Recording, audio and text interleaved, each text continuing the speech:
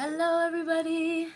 All right, so I actually wanted to do the chapter 2 review before we do go into chapter 3, but I've already posted it and I'm getting it together. Okay, I'm trying to make it fun and enjoyable about learning about coconut oil. It's a lot of science and all that I've been putting in there, but I think it's good to know and to explore and to see if you like it. So I took some of the notes from all the chapters again, and I even will start it off with a shot of coconut oil. See, so you guys can see it. I'm just gonna do a little. That's about a teaspoon, no? Maybe.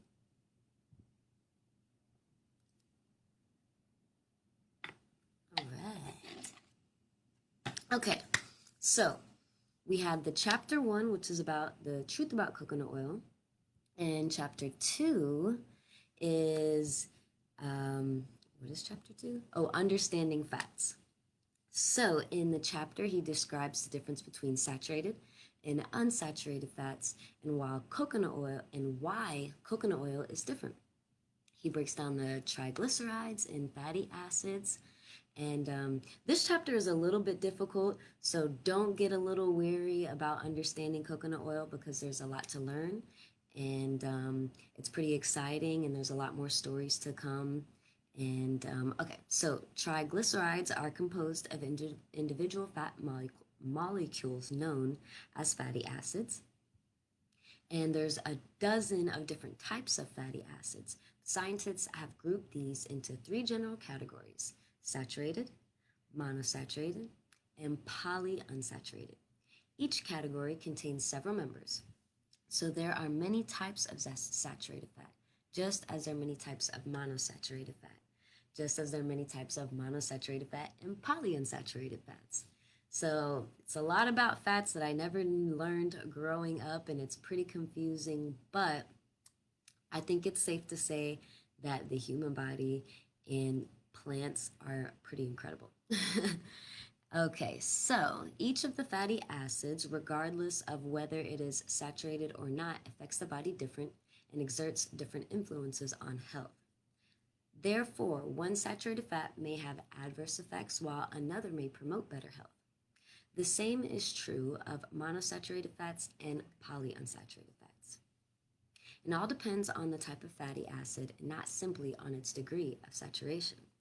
There are many factors that contribute to the healthfulness of each type of fat: its saturation, the size of the carbon chain, and its susceptibility of peroxidation and free radical generation. Saturation and size was another part. Now, yeah, you could check this one out, go back into the lesson. It really breaks it down. There's some charts. It's kind of a lot. So if you're into the science and technical part, go back there because it's pretty long. So another section was tropical oils are unique.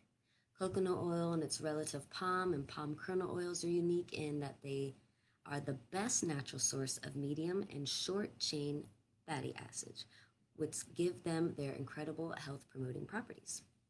Most fats in our foods, if not used immediately as an energy source, are stored as fat tissue on our bodies. Coconut oil, being composed primarily of medium and short chain fatty acids, has a totally different effect on the body from that of the typical long chain fatty acids, both saturated and unsaturated, found abundantly in meats and vegetables. He also breaks down free radicals and how they affect our health. Research over the past 3 decades has identified free radicals as a key player in the cause and development of degenerative disease in aging, which is another really important reason why I really wanted to tell people about coconut oil, because especially even here in DR, I notice when I go to the Comado, it's mainly corn oil. Everybody pretty much uses a soybean oil, and it's really cheap. I mean, for a while I did use it here, and I've been here for 2 years in Dominican Republic. Get a little personal here, and I tried actually all the oils in the kamado. There were different prices. I tried the sunflower, I tried the corn, and I tried the soybean, and I tried the canola as well. And when the coronavirus came, I decided to get back into this book because I remembered bits and pieces of what I learned and why I have been using coconut oil for the past 5 years, but I actually really haven't been cooking with it, kind of because of the price. And when I moved here, my health was really good, as I had been really sick for the past couple years. And yeah, now I'm going back. I want to have optimum health, and since the coronavirus has started, I've been taking almost a spoonful a day. So, okay, let's go back. Where were we? So the free radicals, very important to know about those. We can't avoid all free radicals in our environment, but we can limit them. Cigarette smoke, for example, causes free radical reactions in the lungs. Certain foods and food additives also promote destructive free radical reactions that affect the entire body.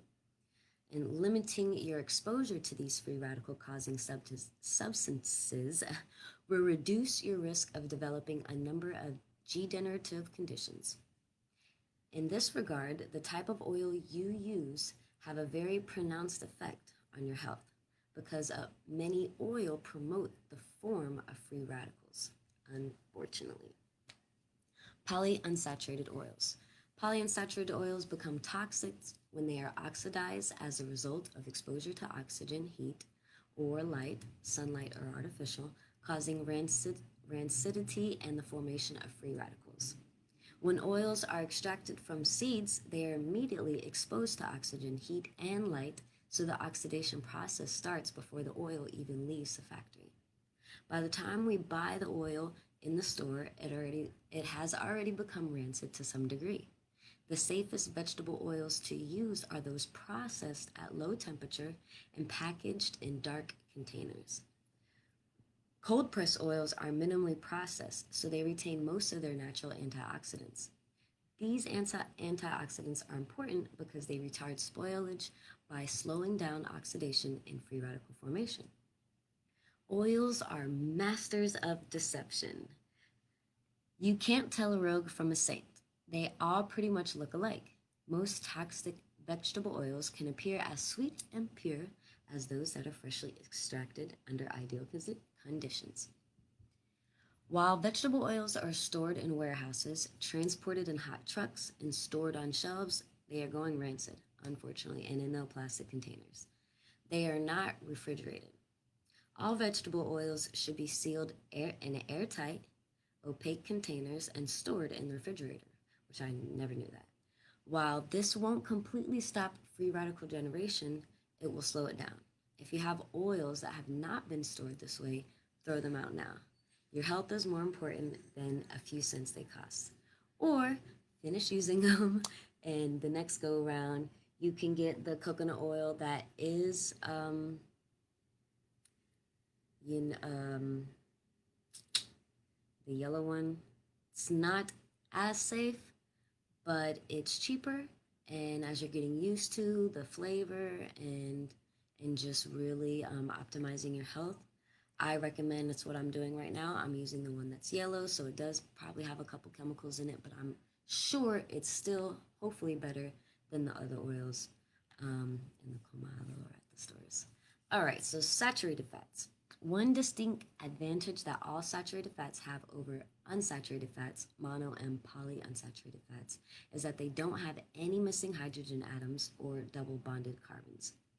This means that they are not vulnerable to oxidation and free radical formation as unsaturated fats are. Food manufacturers have known this for decades.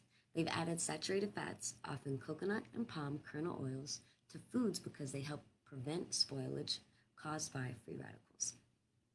Coconut oil, being a highly saturated fat, is the least vulnerable of all the dietary oils to oxidation and free radical formation, and therefore is the safest to use in cooking. Replacing the liquid vegetable oils you are now using with coconut oil can help eliminate the many health problems caused by consuming oxidized oils. While coconut oil's apparent harmlessness is a definite advantage, it is not the primary reason it is so good. So stay tuned. The medium chain fatty acids in coconut oil give it properties that make it unique and considered by many to be the healthiest oil on the earth. So chapter 2 is also about trans fatty acids. They are created by modern technology and are foreign to the human body because these fats are unlike natural fatty acids needed for good health. So there's natural fatty acids and then there's the trans fatty acids. Our bodies are incapable of utilizing them in a productive manner. The more trans fatty acids eaten, the greater the cellular destruction. Until entire tissues and organs become seriously affected, disease is the result.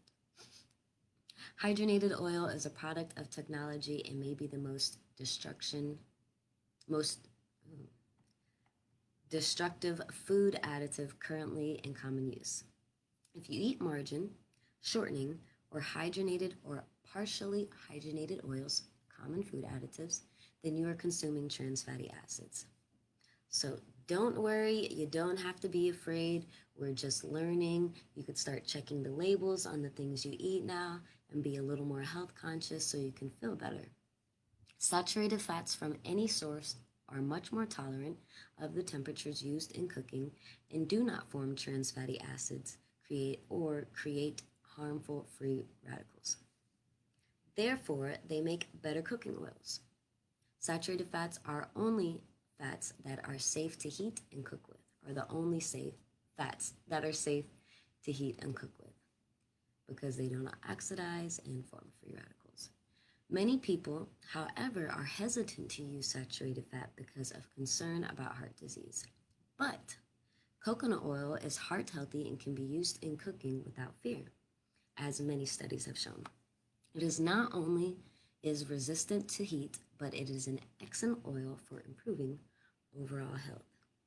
And then there's also about the MCT oils, which many of us have heard, or some of us, maybe like me, they haven't heard, but they are used in many different places since the 1950s. Apparently, we've been using them, and they're been used in hospitals, and it's from, of course, the coconut. You can buy it separately if you like and try it out alone, but it does lack the lauric acid, which is the beautiful part of the coconut oil, or the monolaurin that helps do the amazing things in the body. So I will end this video with another shot of coconut oil, and that's more of like a science type chapter. So if you're not into that, just stay tuned. It's gonna get funner, it's gonna get more exciting, and hopefully it changes your life like it did mine.